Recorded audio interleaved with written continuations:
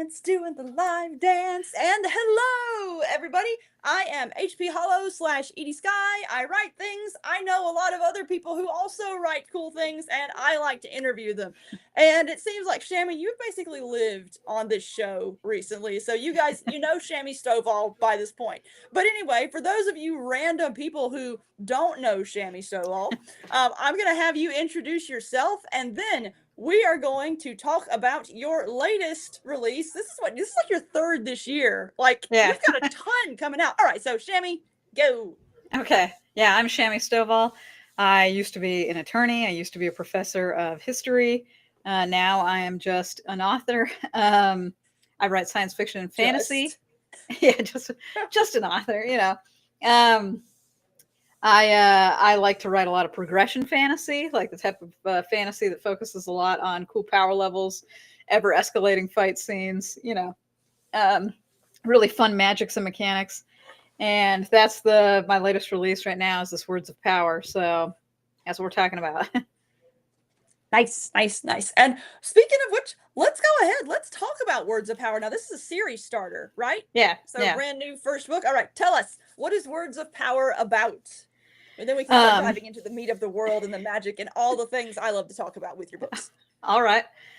So this is kind of like a Japanese, like a feudal Japan style setting. So we've got spirits and demons, but they're from a Japanese, like Shinto perspective, not necessarily like Christian demons, if that makes any sense. Spirits of the land, demons of the land, things like that. Main character is really down on his luck. He's like born to a brothel woman. And in this world, there are these rings. They're like it's like a warlock thing. Because if you have one of the rings, you can bind yourself to like titans of old, and then they can get you their magic. And how you get your magic is that you have to determine 6 words. So you have to pick 6 words, and these 6 words will then manifest into your type of magic. So if you say things like, healing or flight or invisibility, if you just said powers, then those are the types of powers you get. But a lot of people decide to pick kind of bizarre words like clandestine or immortal or things like that, which are kind of like, kind of powerful or a little abstract that manifest into powers. And if you say a word twice, because you only get 6 words, or if you say it more than once, it gets more powerful. So if you said immortal 3 times, for example, and then you said 3 other words, that immortality power is going to be really powerful as compared to if you just get 1 word. And the main character, he gets hold of his ring. He's told all this. And he's like, what are your 6 words going to be? And this all happens in the first chapter. So if you're like, man, SHAMI, you're blowing the story. Like all these spoilers. Don't worry. This is the first chapter. I really like this first chapter because it ends with his 6 words that he picks. And the 6 words he picks are powerful, powerful, powerful, powerful, powerful, powerful. Yes. And that's just fun. You know what I'm saying? Like, that's just a fun way to start a story. And you're like, whoa. And so then from there, we get all the shenanigans. So in this world, whoever has these rings are rulers. So he actually gets like a part of a prefecture. And so now he's like a lord. But again, mind you, he used to be like a brothel woman's son. So he never had any power. But now he's got all this power. This is why the title of the book is Words of Power. You know what I'm saying? Like all this kind of stuff. It's that harsh juxtaposition of going from nothing to then having like a lot. So it's a lot of fun. It's definitely one of those, like, this is an escapist progression power fantasy. You know what I'm saying? Like, so, I totally recommend it if people really like that kind of like, he has problems. I don't want to say he's an OP main character, but he's kind of an OP main character. But a lot of his problems stem from now he wants to rule this prefecture and he wants to make it thrive. And the Ring Warlock before who had it was a douche canoe. He was not a good guy at all. So the province, it kind of sucks. They don't have enough food because there's a drought. Everybody who was in power was corrupt. And so this guy comes in and he's like, how am I going to turn this entire prefecture around? How am I going to make it cool and thriving? So even though he's got really super awesome magical powers, basically, you can't just punch every problem, if that makes any sense. Right. And so the problems he faces are are a little bit more difficult. They are unpunchable problems, but he's Yeah. determined to overcome them. And that's honestly one of the things that I like about the sort of OP hero genre. And in a lot of the best ones, I find that it's not necessarily the hero's power that makes the story interesting. It's the things surrounding that power and the problems that he has to face that that power can't solve. And so that's pretty cool. So would you say it's just as much like a magic fight as it is town building effectively? Is it like equally balanced both? Is it Yeah, I would say that before we get to necessarily the town building, he has a lot of ethical dilemmas that are, I Mhm. guess, fun to think about. For example, how to get rid of the corrupt people that were in place. Mhm. The previous Ring Warlock had a bunch of concubines and children, and a lot of his advisors are like, "Oh, you should kill them. That's Mm. historically what's done. You don't want to let a rival live, you know." But the main Yeah. character also doesn't want to slaughter a bunch of 3-year-olds. So there's definitely a lot of kingdom building, but also like these ethical dilemmas that happen when you're kingdom building sometimes. And then what happens is because he only has the northern part of the prefecture, the Ring Warlock from the southern part of the prefecture, I guess, wants to challenge him for authority, and so they have, you know, a fight.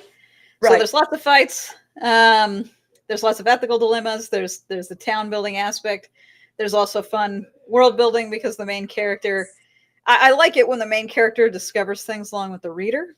So the main character obviously wasn't super educated because of his Mhm. upbringing. So he gets to learn a lot of stuff about the world at the same time the reader is doing. And so there's points in the book too where he's like exploring the forest and trying to see what kind of spirits are around in his area of the prefecture. Maybe he can make deals with them, you know, things like Mhm. that. So there's some town building. There's like lots of interesting things to discover, ethical dilemmas. I would definitely say it is an adventure, you know, like that kind of Mhm. thing. But yeah, if you like those, if any of those things that I mentioned is intriguing, I feel like the book delivers, if that makes any sense. Like, Yes, your books always deliver. Like I have to confess, I literally started reading this book last night, and I'm not even done with the first chapter yet. But I opened it up and read the first 3 sentences, and I was like, "Damn, that's such a good opening." yeah, And it's I so like that opening a lot. it's so it grabs you by the throat and it doesn't let go. Like literally, the only reason I stopped reading was because I had to go to sleep. Had to force myself to go to sleep because otherwise I would have stayed up reading. So Well, yeah, I like this first chapter so much. I'm thinking about putting it on my website and then kind of promoting it around as like a first chapter challenge. Like I'm gonna be like, if you read this first chapter and you're not intrigued to keep writing, you know what I'm saying? I don't know what I mm, would give them, but I feel yeah. like you get your $5 or whatever. But um, I just feel like if you read this first chapter and if you like progression fantasy, I guess I should preface that, Mhm. or that kind of fantasy, you're gonna be hooked. You're gonna read it all the way to the end because you know I deliver all the promises I make. It is a cool, like, escapist fantasy. You know what I'm saying? It's just Yeah. fun. So So yeah, so the main character becomes a ring warlock. Because of the way the magic system works, are there a limited number of ring warlocks in this setting? So they basically like if you want to become one, you have to kill another one or something like that. So yes. cool. There's only 26, Hmm. so Why that 26? So like I said, this is kind of a Japanese inspired setting. I decided to make a country that was kind of like Japan and that it's like kind of an archipelago. I gave it Hmm. 13 prefectures and then I gave each of the 13 two ring warlocks, which equals 26. Hmm. And I did it that way because, you know, I'm not sure if you're aware of a bunch of Japanese history, but the emperor in Japan sometimes kept power by making a bunch of the lords underneath them basically constantly fight for power. Hmm. So it's the emperor who technically made these rings, and he gave two for each prefecture. That way, the ring warlocks in each prefecture would be fighting each other or constantly. I see. So none of them would get too much power and influence as to challenge him. Another thing that happened a lot in this time frame is that the emperor would call people to his like city and palace, but the trek there takes like 2 to 4 months. So even going there takes them away from their prefecture for a long time, because they Right. have to travel there, they have to see the emperor, talk to him, and then they got to travel back, which is anywhere from 4 to 8 months. So for like an entire year, you weren't even in your prefecture doing stuff because the emperor had to summon you. And again, it's a method of control because, right, it's weakening you. But at the same time, it's like, oh, but theoretically, it's strengthening our connection. You know, you're good friends with the emperor now because he called you to his Yes. palace. Good Yeah, friends. good friends. So, so that's why there's 26. They're all competing over a prefecture. And the main character is a little worried because he's pretty certain that the emperor is going to call him because he's like the brand newest of Ring Warlocks. Right. And he has to make this prefecture work. And what if the emperor hates him? You know, like all this other kind of, you know, fun, quote unquote, political stuff. So Now, tell me pronounce the main character's name for me again, because is it Rimon or well, so if you're pronouncing it in the Japanese way, it's Rimon. Okay, Rimon. All right. Yeah, but if you're, you know, you might you might pronounce it the English way, and it's Rimon, you know, like Simon, only with an R. But well, it I'm a really huge fan of Gurren Lagann, and the pronunciation of the name, what I would consider Simon, is Simon in Gurren Lagann, and it has forever interfered with how I pronounce names that look like that now. And so yeah. I had to double check because I knew, like, I feel like I've been mispronouncing it in my brain the entire time I've known about this book. But no, it's totally okay. I totally get it.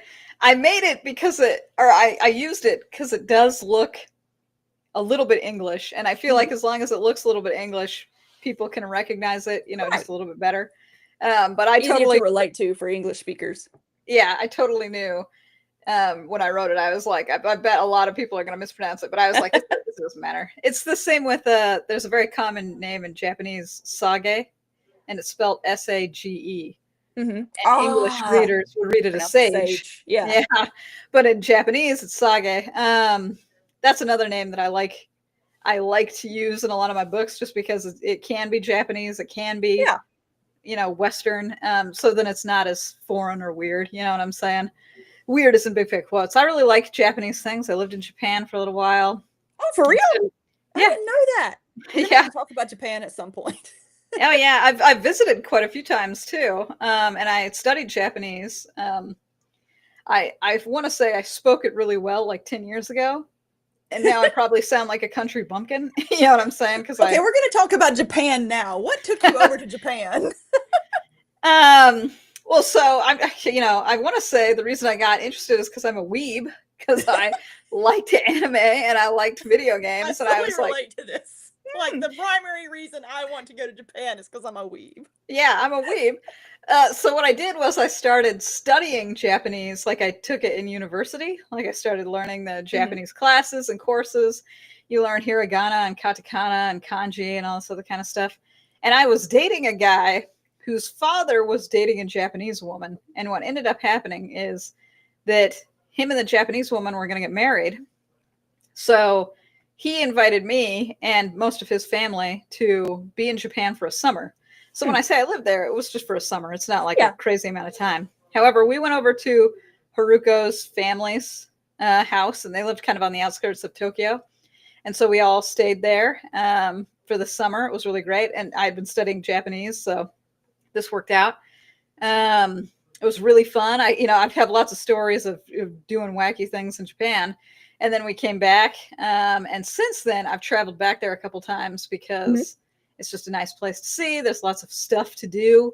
You know, Japan has just tons of a plethora of wacky things to go visit. Oh, yeah, you know what I'm saying? So I like the country. Now, I must admit, I am an American through and through. Like, I have American sensibilities. I like individualism, like pretty hardcore individualism. And a lot of Japan has a lot of like community first, and it's very pleasant. Right. So I don't think I would ever live there, but I really love to visit. Does that make any sense? Like, it's a great place to visit. Absolutely. What would you say your favorite thing about Japan was? Like physically being there? Like if you could go do a thing right now, what would you do? So I think my favorite thing about Japan is that it speaks to my deep inner weeb. I really liked Akihabara, which is a section in Tokyo that's just dedicated to weebs. Right. There's a huge arcade to play video games. I went to the Square Enix Cafe, which was, Square Enix is a game company that does like the Final Fantasies and things like that.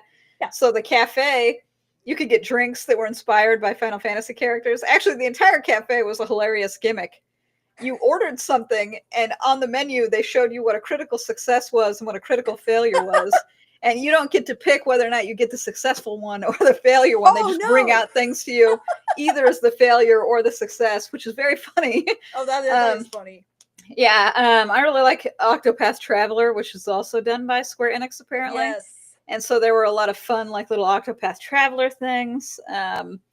That entire cafe. People know about Octopath Traveler. That's one of my husband's favorite games. Dude, the music is so good in Octopath Traveler. You know what I'm saying? Like, it's so amazing. I love the little 2D HD thing that they do with it, and the combat system is amazing.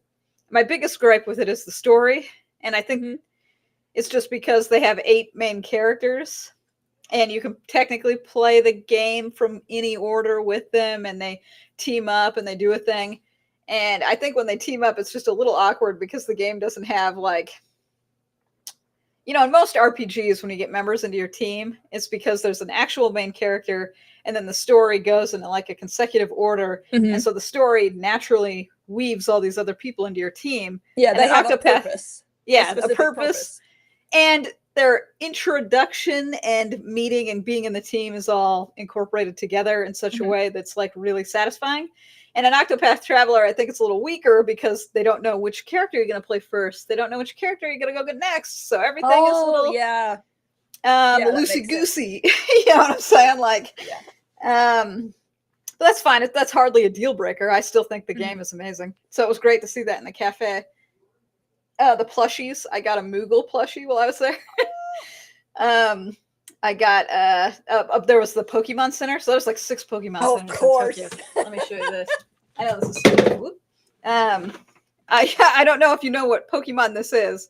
This is a Tatsugiri. He looks like a piece of sushi, even in the video game. Oh my god. Yeah, and I guess he's just not popular here in the United States because I never see this guy for sale in any sort of Pokemon shop. I don't even recognize that one. That tells you. Yeah, he's a little obscure. He's from the latest Pokemon, Violet and Scarlet. There we go. So I found him in the Pokemon Center when I was just in Japan last year. That Pokemon Center literally has everything, any Pokemon you can imagine. They have plushies and merchandise for. So yeah, I guess the best part about Japan is that it just speaks to all of my crazy, wacky hobbies. You know what I'm saying? And I could easily walk around and go to all these stores and shops and just be like, whoa, my weebness. You know what I'm saying? Now, don't get me wrong, they had some really nice other things too. I went to a cafe where you could play with capybaras. What? The big old capybaras. I have a couple pictures. The creatures. I would never have pictured a capybara cafe.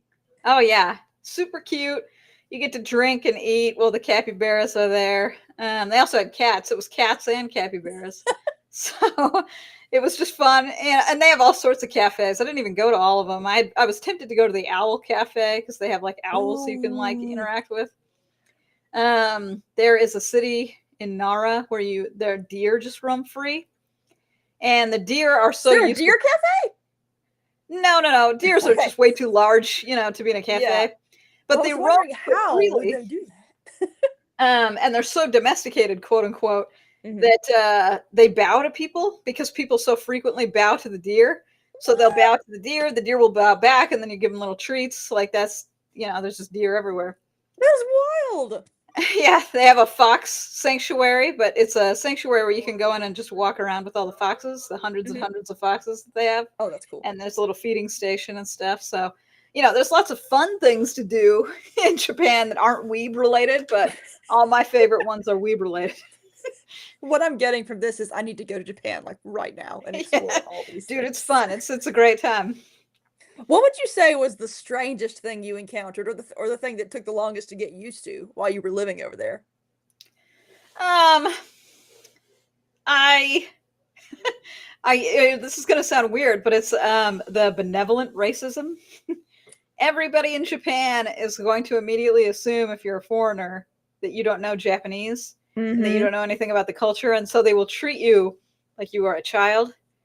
We went to restaurants and they brought me the menu that's just pictures, and they would be like, "Here you go, just point to the picture you want."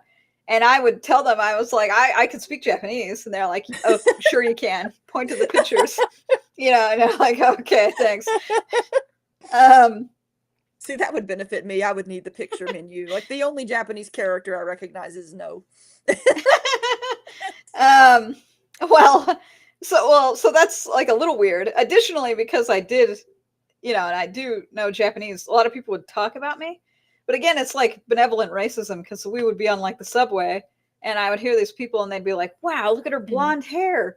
That's so pretty, blonde hair. I never see blonde hair ever." And I would turn around and be like, "Thanks, man. Like, thanks for mentioning that." And they'd be like, "Oh my God, I'm so sorry. I had no idea. We'll never talk about you ever again." And I was like, "Oh, okay."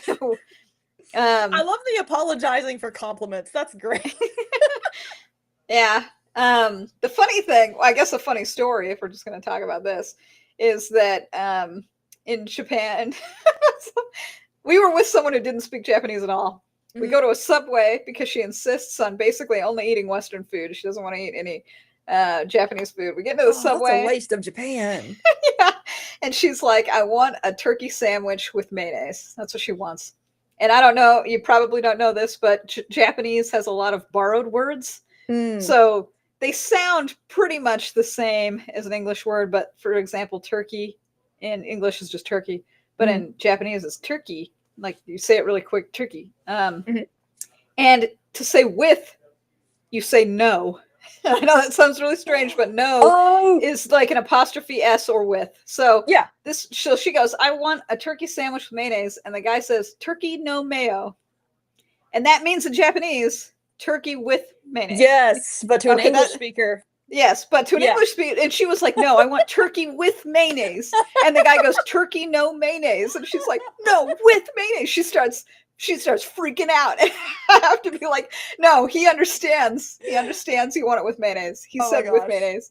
It's almost like the Who's on First skit. Dude, yes. It was so she was tripping balls because this guy is like, "Turkey no mayo," and she's like, "Turkey with mayonnaise." And so yeah, I'll remember that to this day, or until the day I die, really, because I'm just like, "Oh God, he understands, trust me."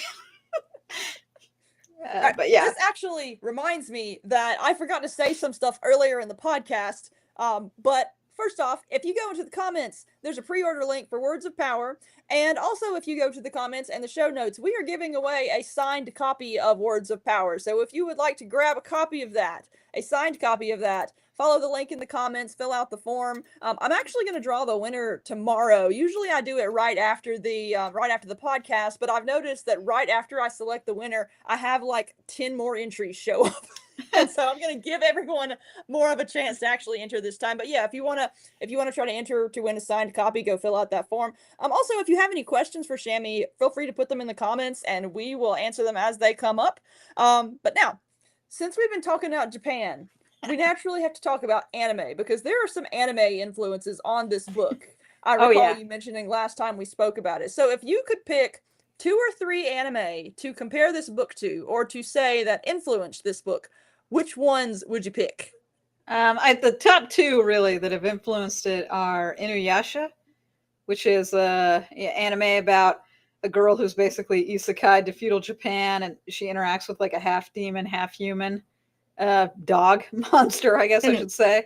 It was really fun, but there were lots of spirits and demons that just wandered the world, and I obviously really like that.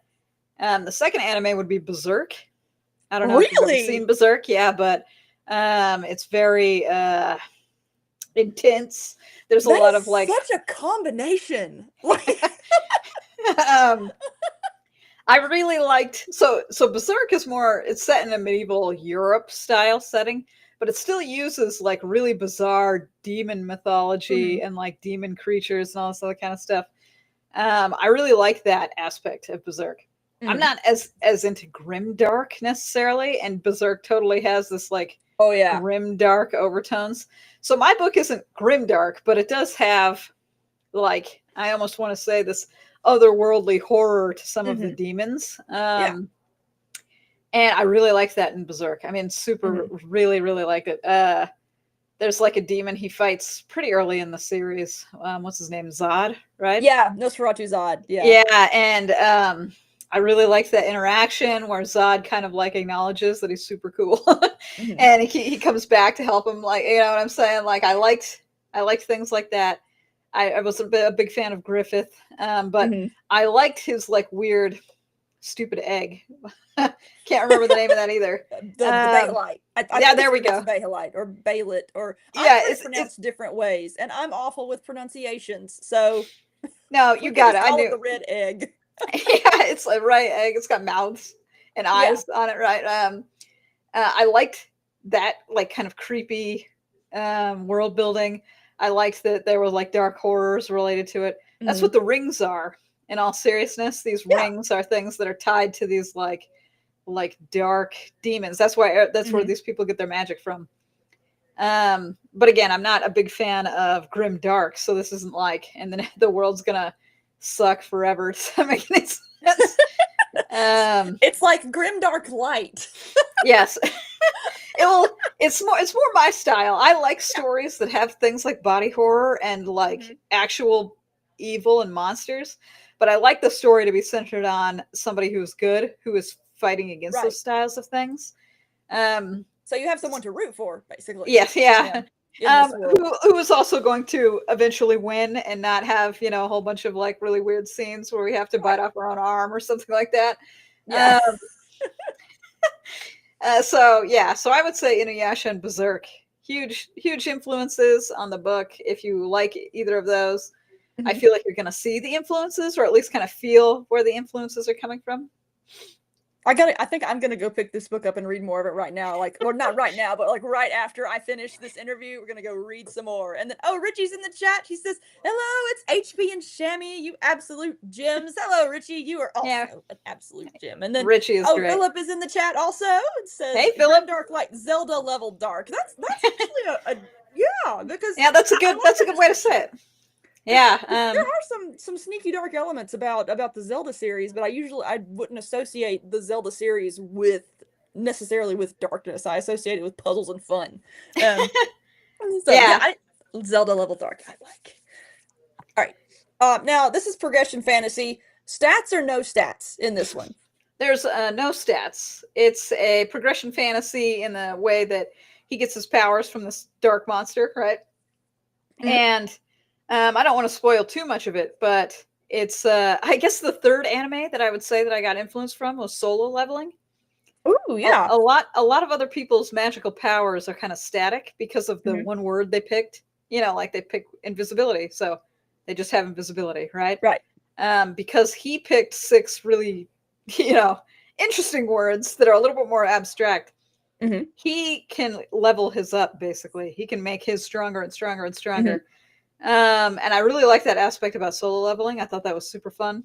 Solo leveling to me was simple but so elegantly executed. Like it's very well done, and I really liked that series. Okay, yeah. So I guess that's the third anime, because the main character, he can power himself up, and most other people cannot. But it's by virtue of the words they picked. So some people, if they maybe picked clever certain words, maybe their powers could get a little better. But his is obviously in a whole other category because of the words that he chose. So how does his progression work exactly? So he chooses his 6 words, and does he just automatically like shoot up to level infinite, or how does that work precisely? So I guess this isn't too much of a spoiler because it happens in chapter 2. Like I said, chapter 1 he picks his words. Chapter 2 he gets to interact with his with the dark horror that he is bonded to, and the dark horror gives him a magic power called heat death. And his heat death allows him to kill things, but their essence goes into him. And the horror basically tells him that if he kills too many things, it's going to kill him because he can only have so much life essence. However, he Oh. quickly learns that if he like digests the essence, so if he goes to sleep and he absorbs Mhm. it in his own body, it becomes a part of him. It's no longer a thing that's hurting him. So Mhm. he uses that to basically start stealing life abilities from other things. So he Mhm. kills a red elk and he can run a little faster. He Oh. kills a bear, he gets a little bit stronger because the bear is like stronger than him. You see Mhm. what I'm saying? So he Yeah. starts to, so he has a death power basically, but Mhm. his death power allows him to physically and spiritually and all this other kind of stuff make him Right. a lot more powerful. So he can level up, quote unquote, um, but it's not really leveling because it's not stats, and it's Mhm. more in line with. I like the aspect of being clever. So he once he Mhm. realizes he could do this, he actually starts targeting creatures that have really interesting abilities. Um, so like there's a those, I'm gonna mispronounce this horribly, like those oxodals, those like weird salamanders. You know what I'm saying? Yeah, Again, I've always pronounced it axel. I can't pronounce. I can't say it. It's like I can see it in my head. Axolotl, yeah, Yeah, whatever that those thing. are. Those cute little squishy fish Yes, yes, things. they're very cute.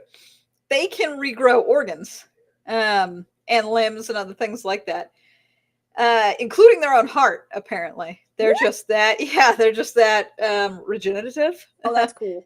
I didn't know that um, about them. yeah, so he decides to use that type of information, like when he learns it, to start targeting certain creatures to get certain types of abilities. And I really like that kind of stuff too, where it's like, oh, and then he's being really clever with his magical power. Yes. There's lots of things, related to it. I wrote a whole book, so it's not like I can explain the whole book to you, but he has a lot of other tertiary powers based on this. Yeah, axolotl. Yeah. You have an alternate pronunciation. I like this. Yeah.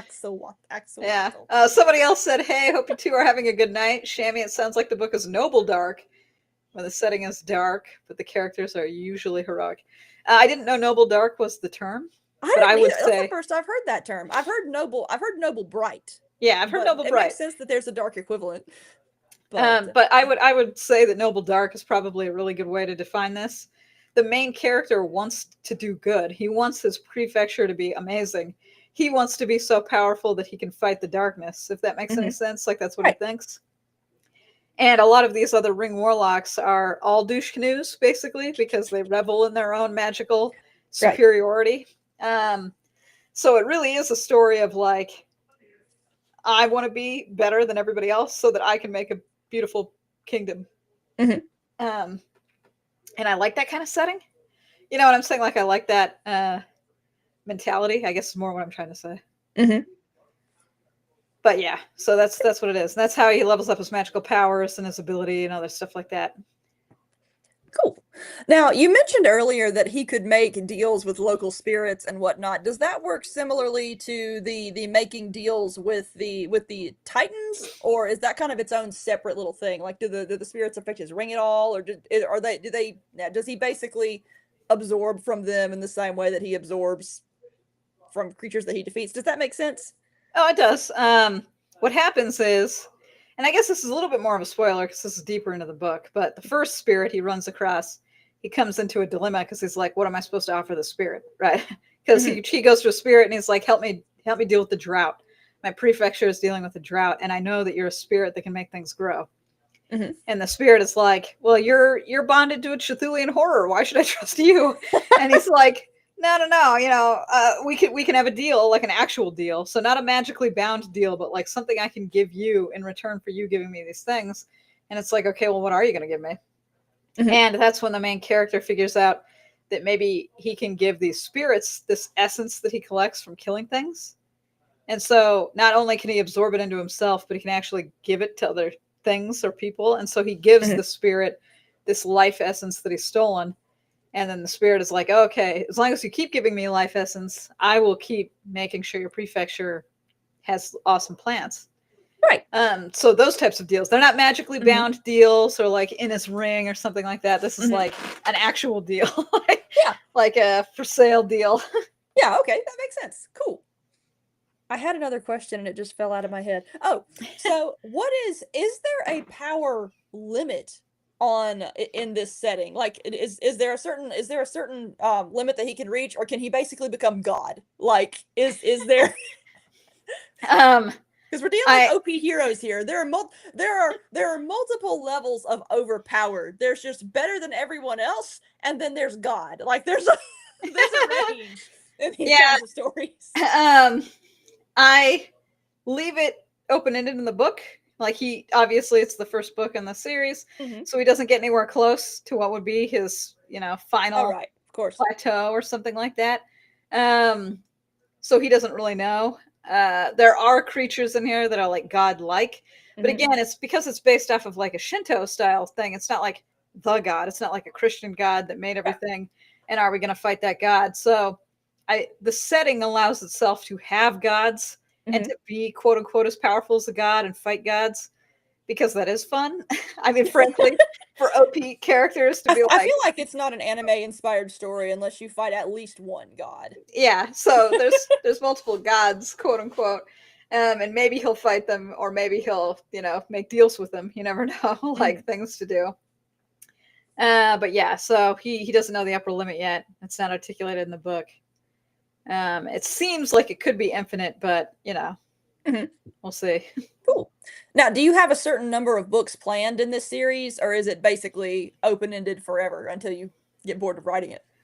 Well, so this book series I've written with Aethon, and this is the first book that I've ever done with Aethon, and they're like a publisher. They're obviously new, but they're growing super fast. It's one of those types of publishers that just exploded. They metastasized. They had a few really banger hits, and now they're like a gigantic little house. Gigantic little house. Don't quote me out of context. I really admire their ambition, and they just want to be like, they also purchased up a comic book, like Vault Comics. They've just purchased up a lot of stuff, and they're expanding rapidly. So I signed a 3-book deal with them. I know that we're going to get at least 3 books. I feel like if people like this, I could easily write more. I do like series that have a conclusion. I'm not actually the biggest fan of and then the books went to 23 or something like that. Yeah.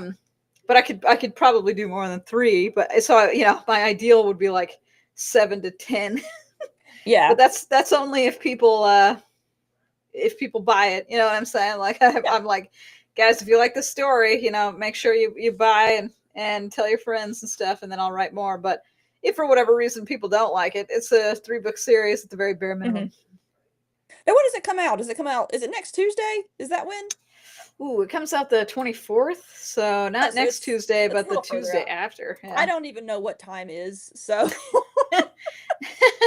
Yeah, whoever wins this giveaway will technically get the book before it's released. Later, so I have a bunch of ARC copies, so yeah, he'll get a cool ARC copy.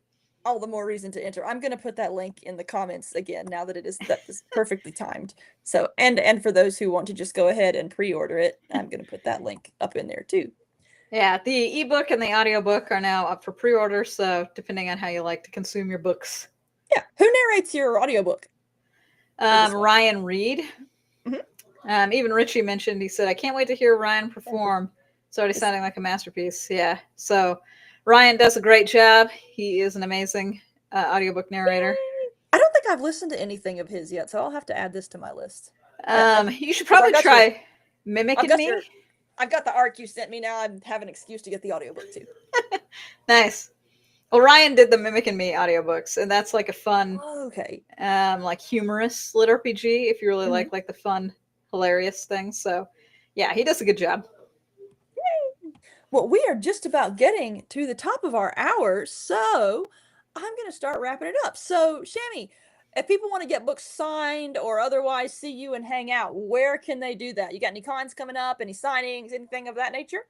Yeah, I'm going to be at LibertyCon this, not this weekend, but the weekend after. So the 19th to the 22nd, I'll be in Tennessee, Chattanooga. My website, SHAMISTOVALLauthor.com, has ways to get a hold of me if you want to buy signed books. It also just has a merch store. So if you just want random merch, I just sell books that are there that you can just buy straight up. They're all signed and whatnot. After that is LitRPGCon, which is in July. It happens on my birthday, actually. I believe it's Oh, July the nice. 20th. Yeah.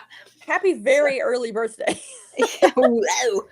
But I'll be at that con. And I believe I'm going to be in Pecan, which is in August. Ah, yes. We're going to be Yeah. pecan So, buddies again. yeah. So we'll be there. I think those are the only cons I'm going to this year. So, but if you want to see me in person to get things signed, I will be there. Or, like I said, my website, I sell merch, I sell things. So, Do you have any other books coming out this year, or is this the last one for the year? oh yeah, I have other books. I have Crown Tournament 3 that'll be coming out, and then I'm hoping to get my last Arcanist book out there, which is Elder Ooh. Arcanist. Uh-huh. And if I'm really productive, I don't know if I'm going to be really productive, but if I'm really productive, I might be able to get another one of my Warlock books out there, Warlock PI. Nice. Yeah, with a Dare Finch and stuff like that. But I have to be more productive than I am right now. Does that make any sense? Got to be more productive, but We've they still don't got have a release lot dates coming yet. from you, though. Yeah, well, I really love writing, and if I'm going to write multiple series at once, I have to make sure that they all come out within a reasonable time. So I Oh, yeah. can't be a chump. Yeah. Yeah, so readers aren't waiting. I totally get that. That's one of the reasons why I generally only work on one series at a time, because it's like then I can get it out there quickly and then just go on to the next. Yeah, I And like if jumping readers, back and forth, but it does start to happen where I'm like, well, I can't wait years in between releasing yeah, one or the other. God. exactly. Oh, technically, I want Nexus Finale to come out, but I've mostly written that, so that's my Mhm. Lit RPG actually. So Nice. hopefully my Lit RPG comes out relatively soon. So we will not want for SHAMI Stovall this year. We got Yeah. plenty of SHAMI coming out. All Yep. right, you guys. Well, once again, if you want to try to enter to win a signed copy of Words of Power, go click the little form in the show notes or in the comments, and I will select the winner tomorrow. Also, go pre-order the ebook or audiobook. There's going to be a paperback too, right? Yes, of course there is, because Yeah. we're doing a signed copy. What even? Oh my gosh, my Yeah, copy I have a came whole out. bunch of physical Yep. copies right now, so Yes. But all right. Well, thank you everyone in the chat for joining us. And of course, thank you, SHAMI, for coming on here again. And I'm going to have you on for whatever your next book is, whatever that comes out there to. you go. So, all I'll right. be Well, here anytime, man. It's always great to hang out with you. yes, you're fun to hang out with too. I like all of my people that I interview. But yes, you're super fun. All right. I think my brain just turned off. It's I need cake. I need food. I need coffee in me. So I am gonna close this out. Thank you again, chat. Thank you again, SHAMI. And I will see all of you again next time. Have Bye. fun. Bye bye.